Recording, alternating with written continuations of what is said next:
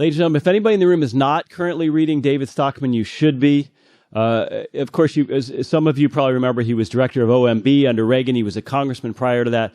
But far more importantly, from my perspective anyway, is that he wrote what I think is one of the most important financial books ever written, and certainly the most important financial book of the 21st century, called The Great Deformation, which not only explains the crash of 2008, but also explains so much about central banking and how it finances all kinds of evil in the decades prior. He has a new book out called Trumped, which somebody needs to get to Trump and have him read it ASAP, because I'm afraid without that, we are going to be lost in some kind of a cataclysm of spending. But David Stockman runs a website called Contra Corner. He is an absolute tireless writer against crony capitalism, and I think he's one of the leading lights in our movement today. Thanks so much, David Stockman.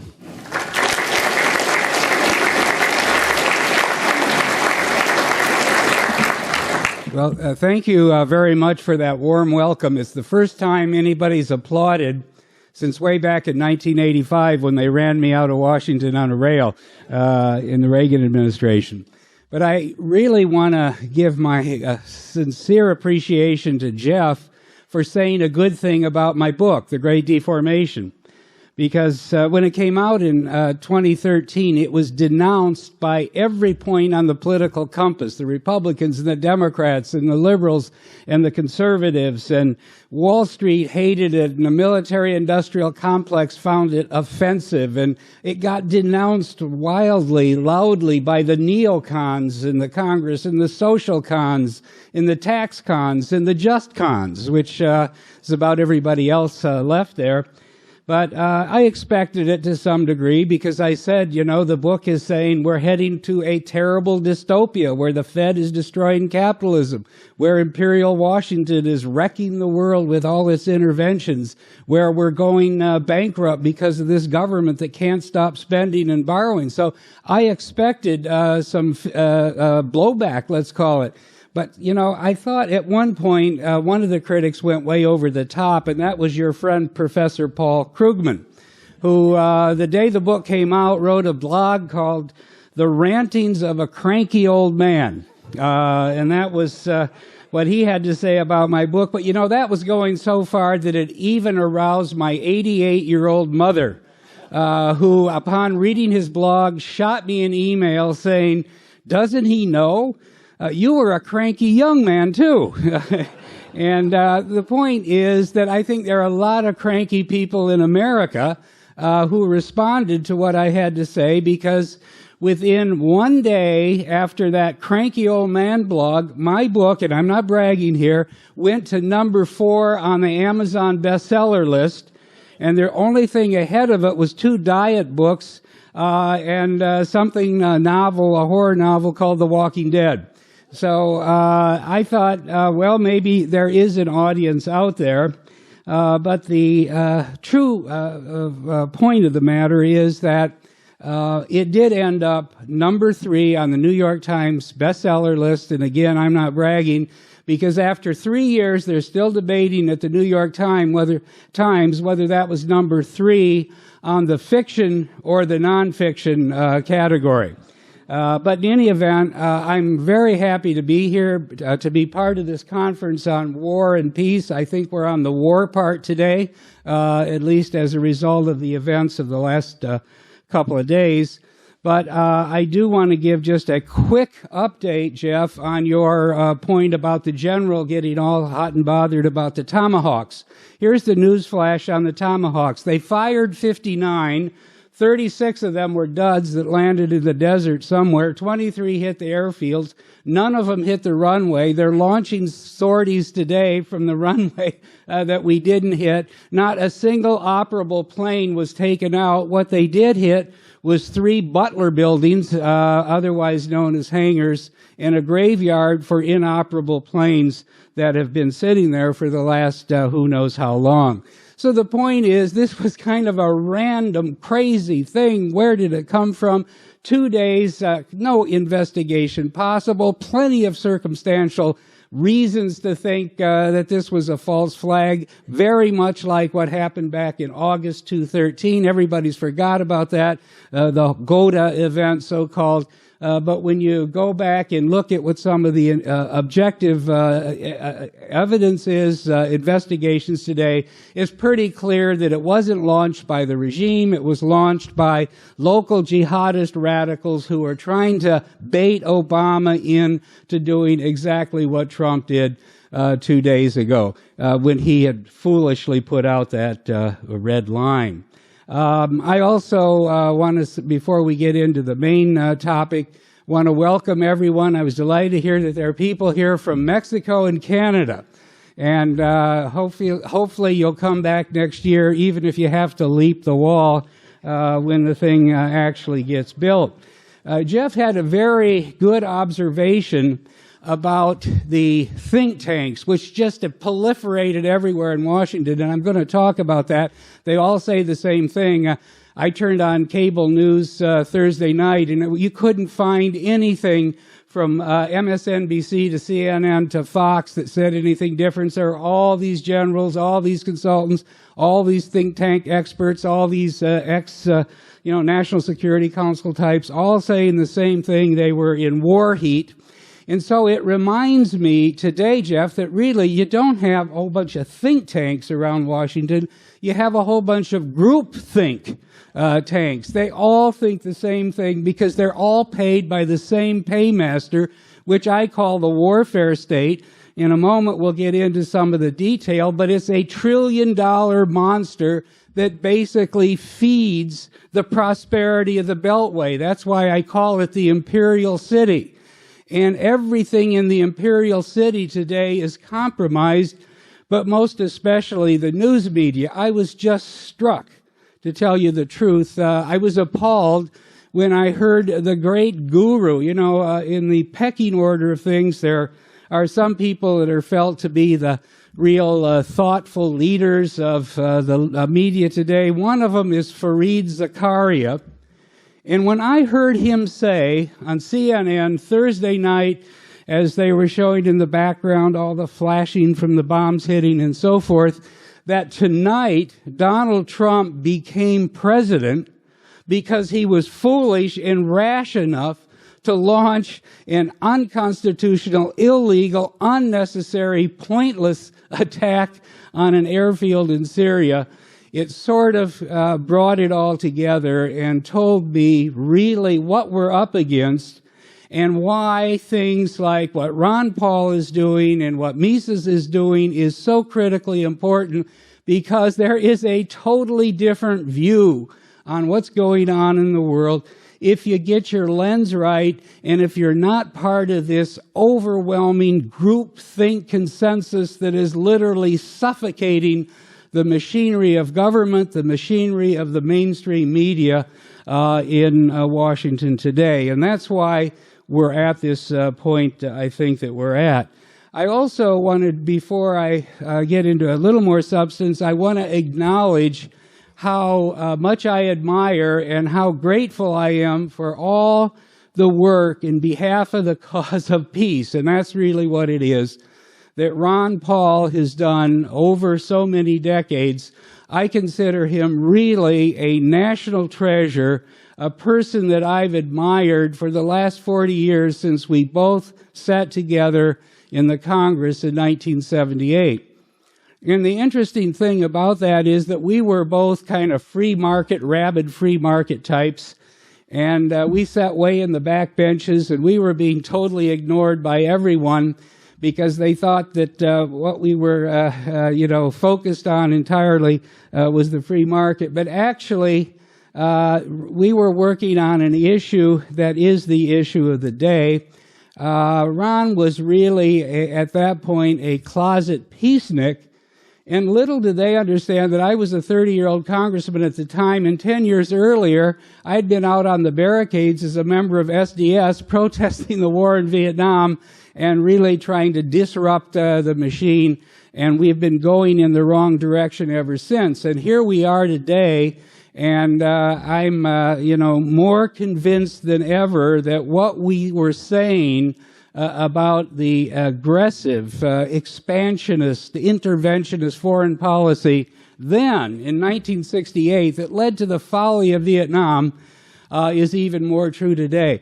And that's why history, I think, is so important, perspective. A lot of you probably travel. If you've ever been to Vietnam, you have to go to Hanoi if you're traveling to Southeast Asia, or go to Saigon and ask yourself, what in the hell were we doing putting 500,000 young Americans, billions of dollars, dropping on the country from one end to the other, napalm and every other kind of horrible thing out of the sky? Why were we doing that back in 1960s? What was the point? There is no trace of anything accomplished, any purpose, any valid objective for 50 years later. In fact, Vietnam is now becoming a major supplier of goods and services to the United States. So I just think that maybe we need to have a little perspective, historical perspective, and I have to say that in light of the event 2 days ago, I had to change the title of my speech. It originally was The Deep State and the Donald. And the whole idea was that in some ways he was a victim already of the deep state. They were trying to relitigate the election. That's what all of this Russiagate hysteria is about. And I thought they're not going to win even if they wound and undermine him badly and even destroy his presidency, because at least he's an impetuous bomb thrower that would help to begin to, what the word I used was discredit and unmask this huge surveillance state that has grown up in the hysteria after 9/11. Well, little did I know that suddenly Donald Trump has been taken hostage by the deep state. And before we knew it, he's ending up being the tool of the deep state. And that's really the topic that I want to address today. How did this happen? How did it happen so fast in a few days that a president that they were literally after attempting to drive from the very Oval Office, how did it end up that he did undertook the act that was so rash, so uncalled for?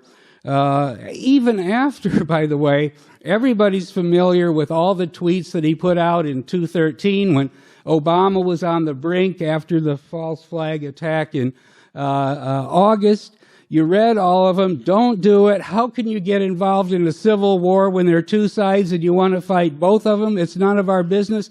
They haven't attacked us. There is no possible danger. The only thing you could do is compound and exacerbate the most complex sectarian battle, conflict, civil war that we've ever seen. So he was right then.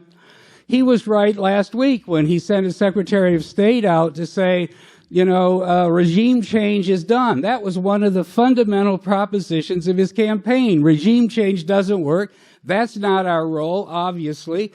And so here we are. In 3 days, the regime change is behind, thrown overboard. He had his neocon,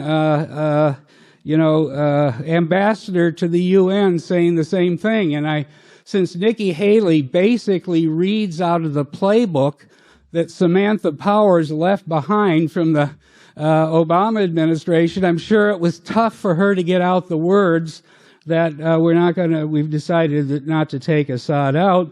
But now here we are, and everything has changed, and he's back in the groove. So the question that I asked to myself was, well, what is the purpose of this attack after 2 days, no investigation of what really happened in Idlib province, in that little town where obviously it looks like they hit a ammo dump, and there could have well been, and there's plenty of suggestions that there were both regular ammunition and chemical weapons being stored there.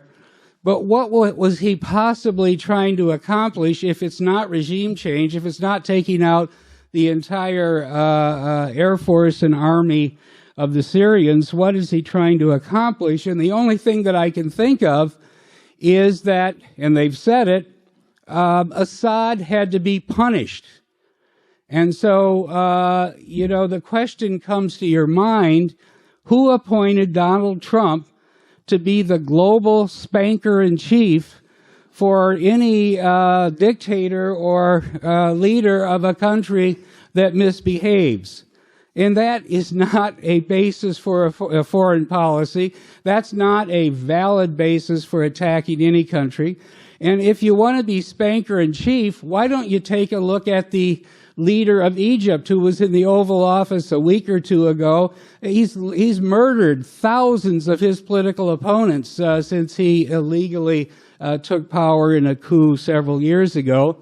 If you want to be spanker-in-chief and compel behavior, and this is the thing that Fareed Zakaria was saying, finally, the president has realized that there are standards in the world, and it's the job of the United States to enforce those standards, and if occasionally we have to use military power, let's do it.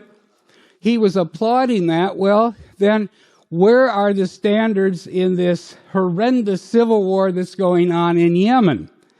We are arming the Saudis with every kind of destructive device, bomb, missile, drone that there is. They wouldn't have the firepower that they do without all this U.S.-supplied munitions. So far, 10,000 civilians have been casualties, 4,000 killed, men, women, and children, weddings, and all the rest of it, 6,000 injured. Many of them from cluster bombs, which are supplied by Textron to the Saudi government that is using it on the civilian population of Yemen. So if you want to be the spanker-in-chief, bring in the king of Saudi Arabia and, give him a whack or two. The point is, it makes no sense. There's no justification for it.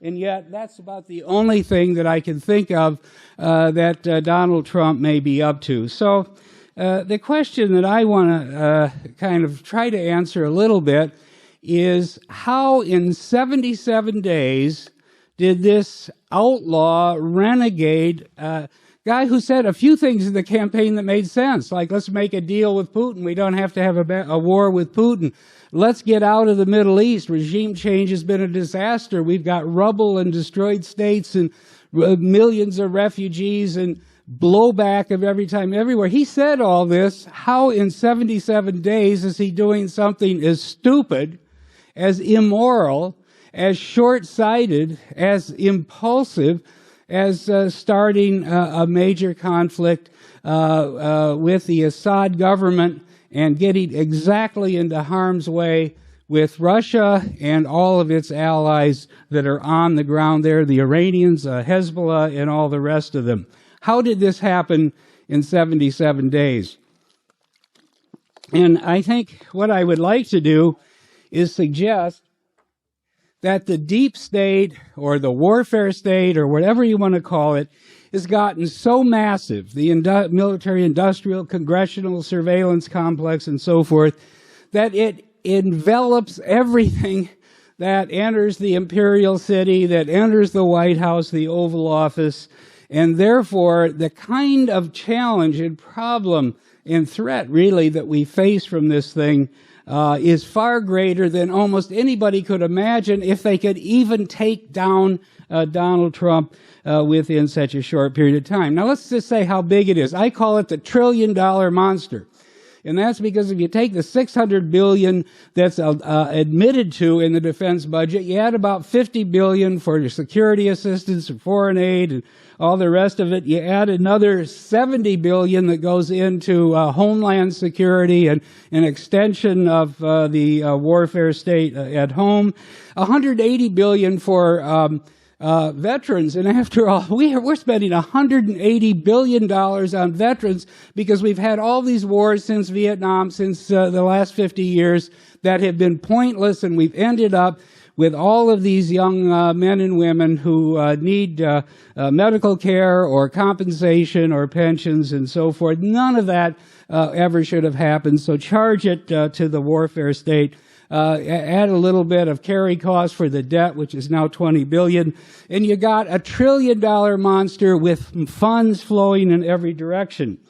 And especially in the Imperial City, you have a 75 billion complex for the 17 agencies of the intelligence community.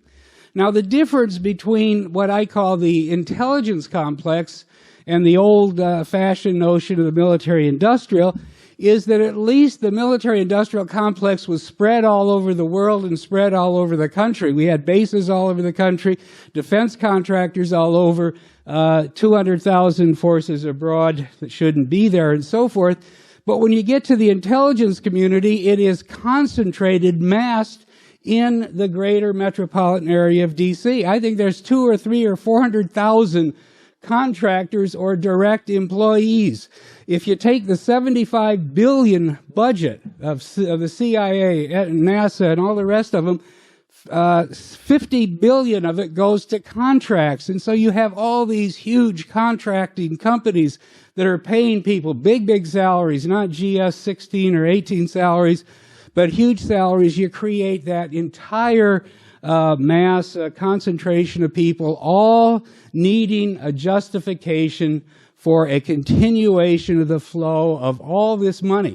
That's why when you go into Washington, I don't go to Washington that much anymore, Congressman, but when I do, compared to what I saw when I started there in 1970 or even when I left in 1985, the prosperity is amazing. And you say to yourself, where is all this prosperity, this glass and steel, and all these new hotels and restaurants and all of this, fancy stuff coming from in a city that has no manufacturing, has no industry? Where does it come from? It's coming from the $75 billion intelligence complex that's sprawled all over the entire metro area. So part of that, obviously, is the group think tanks. Part of that is the media that's housed there. I mean, Wolf Blitzer, can you stand to listen to another night of Wolf Blitzer drooling over, the next occupation or intervention or stage of the war? They're all down there embedded in that horrible environment that's been created. Now, my point is that if there were some kind of existential threat to the very future of our society, of our democracy, of our system, some horrible, immense, powerful, terminal threat to our existence, maybe that would be a justification for what we have. But I want to spend a couple minutes telling you that the real secret, and we need to get it out and sort of preach the gospel, is we have no serious industrial, technological, military threat anywhere on the planet. Instead of an existential threat, we have less of a threat than we've had since 1917 when Wilson foolishly put us into the First World War. And let's just tick off what is out there. The first one, obviously, is Russia. And that's a joke. If they're going to land on the shores of New Jersey, they would need vast power projection capability, aircraft carriers and suites of capacity to land. I know I'm being facetious, but the point is none of that is remotely possible because they've got one 50-year-old aging, smoke-belching aircraft carrier that's on duty in the Eastern Mediterranean and probably couldn't get out of the Straits of Gibraltar if it had to. That's it. So how do they threaten the security or the safety of anybody in America unless you think Putin, who is the ultimate chess player, the cool hand Luke of the global, scene today, is foolish enough to risk nuclear retaliation by attacking us first and have all of Russia turned into a parking lot. The point is, we have had the nuclear deterrent on our submarine, Trident submarines, more than enough ever since I was there fighting the defense buildup in 1980.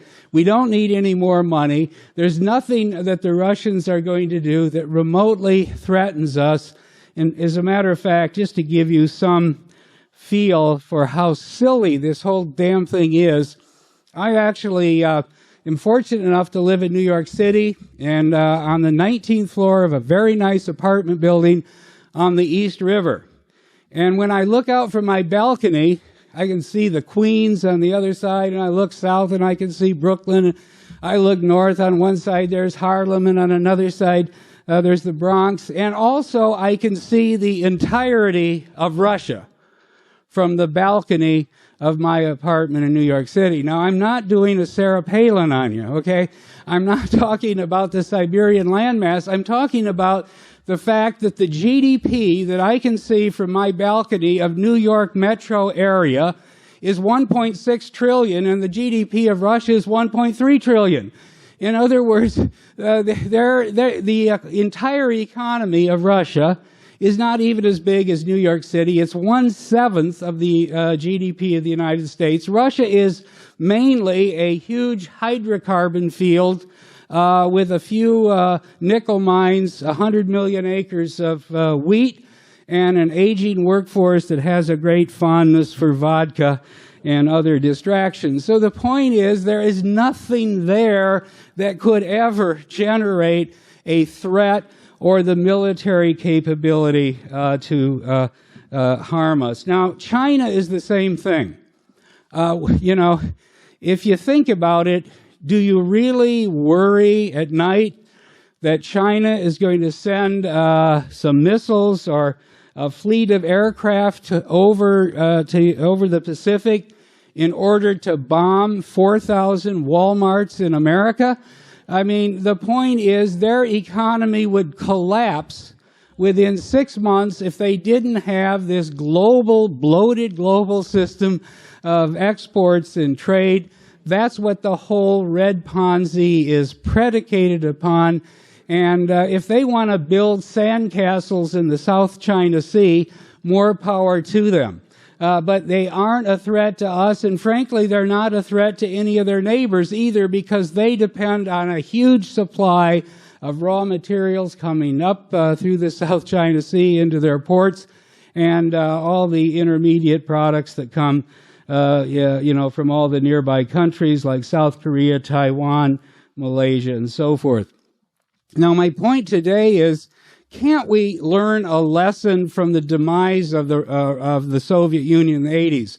You know, one of the things I had to do over and over when I was in the budget office was fight this massive buildup of defense spending that Reagan got convinced to do, when the Soviet Union was dying on its own accord because it was predicated on a centralized socialist controlled economy that was falling apart. And the only thing we really needed to do was just wait it out, and sure enough, it did. It wasn't the Reagan buildup. It wasn't Star Wars. All the money that went into that Reagan buildup ended up, ironically, going into conventional weapons. It didn't go into strategic defense. It didn't go into strategic offense. It went into tanks, and it went into a 600-ship Navy and more aircraft carriers and more, cruise missiles and Tomahawks and so forth. All the things that subsequently got used for the wars of invasion and occupation that we never should have undertaken. But my point is, let's learn from that mistake and realize that China is a red Ponzi of historic proportion, that 20 years ago, the debt of all of China was $500 billion. Today, it's 30 trillion. That you don't blow up the debt of a system by 60-fold, 60x, in 2 decades, and create a frenzy of building and speculating and borrowing and gambling, really, and expect the system to be stable, sustainable, when there are no market mechanisms to discipline it, or there's no honesty in the system, since they all lie up and down the channel. So my point is, we only need to wait it out. We don't have to get excited about the China threat either.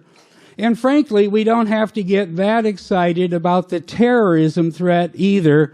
And if we wanted to do something about it, that's the third item, we ought to stop bombing and droning and occupying, because it's the blowback from that that's created what does exist today as a terrorist threat.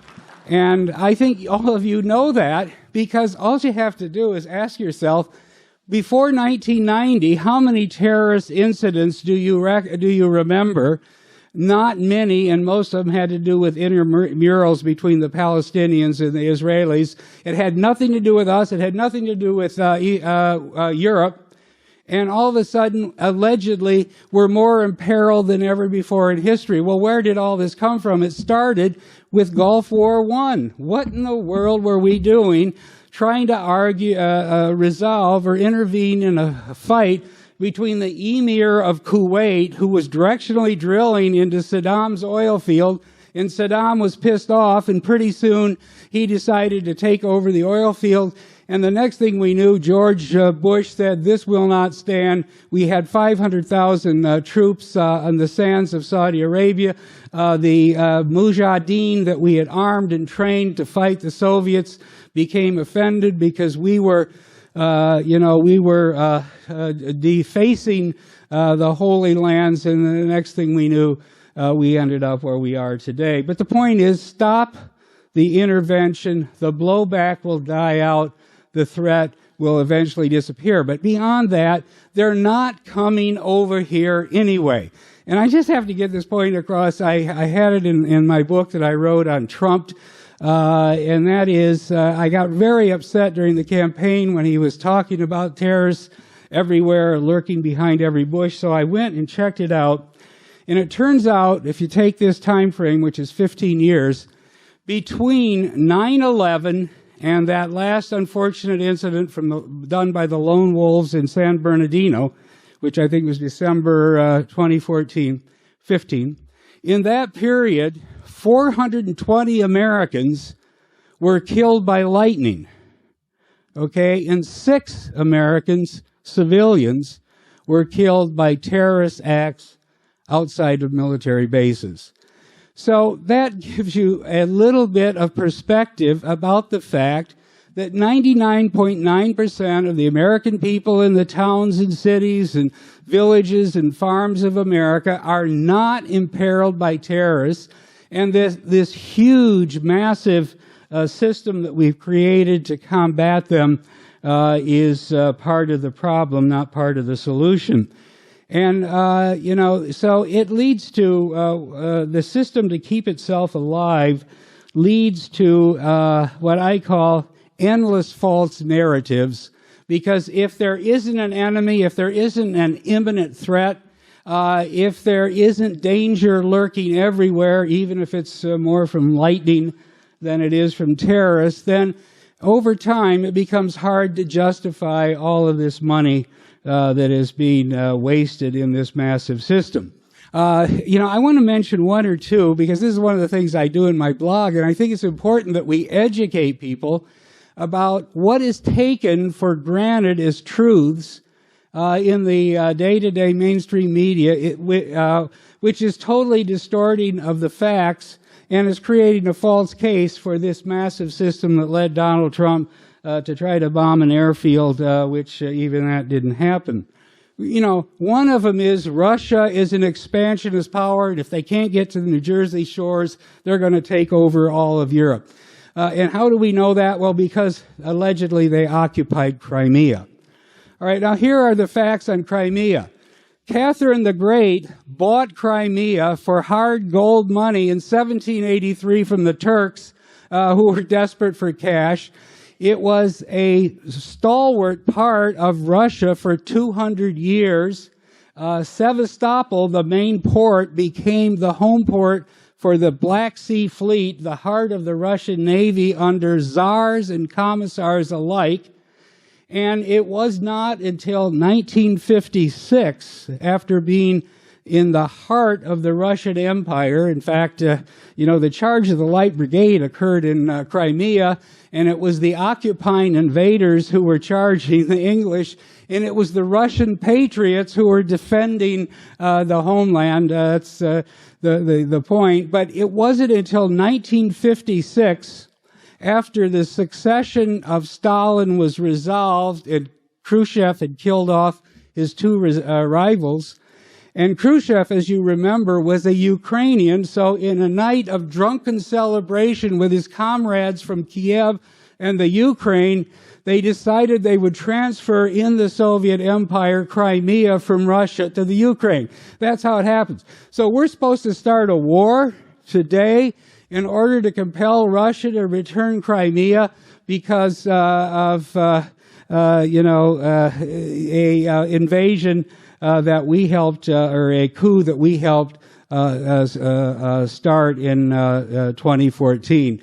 My point is, Crimea has been part of Russia and provided them with a warm water port for 173 years, which is longer than California has been part of the United States when we got our warm water port, in California. The point is there are a lot of these that we could talk about. One other that I just want to mention, and then I'll take some questions, is, we're constantly being told that they need these billions of dollars to do the policing on the homeland, all this homeland security stuff, because there are terrorist cells everywhere.